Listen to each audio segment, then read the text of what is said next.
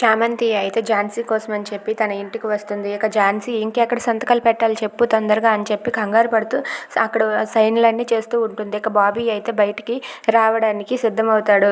సరేలే నిన్ను అమ్మాయి మేడం దగ్గరికి తీసుకుని వెళ్తాను, బయటకు రా బాబీ అని చెప్పి అభి అంటాడు.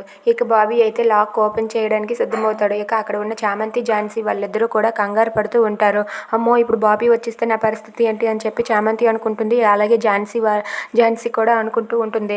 సరే అమ్మాయి మేడం దగ్గరికి తీసుకెళ్తానన్నారు కదా, అందుకే ఇప్పుడు నేను లాక్ ఓపెన్ చేశానని చెప్పి అక్కడ ఉన్న బాబీ అంటూ ఉంటాడు. ఇంతలో అక్కడి నుండి అయితే ఆ చామంతి వెళ్ళిపోతూ ఉంటుంది. చామంతి అయితే అలా వెళ్ళిపోవడం చూసి ఝాన్సీ అయితే అమ్మయ్య తప్పించుకున్నాను, ఇప్పుడు కానీ బాబీ నాకు చూసిందంటే నా పరిస్థితి అయిపోయింది, నా పని అయిపోయింది అని చెప్పి ఝాన్సీ అనుకుంటూ ఉంటుంది. ఇక చామంతి అయితే బాబీకి కనిపించకుండా అక్కడి నుండి తప్పించుకొని వెళ్ళిపోతుంది.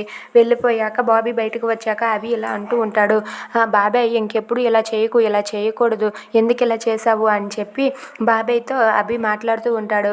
ఇదంతా చూసి ఝాన్సీ అయితే ఏంటి, ఎందుకు ఇలా చేసావు, ఇలా చేయకూడదు, ఇలా చేయకూడదని నువ్వైనా చెప్పు అభి, ఎన్నిసార్లని ఇలా మనం ఆ అమ్మాయి మేడం గురించి ఇంట్లో గొడవ పడతాను చెప్పు అభి, ఆ అమ్మాయి మేడంని బాబీ పూర్తిగా మర్చిపోయేటట్టు చేయాలి అని చెప్పి బాబీ వెళ్ళిపోయాక అభి అలాగే ఝాన్సీ వాళ్ళిద్దరూ కూడా మాట్లాడుకుంటూ ఉంటారు.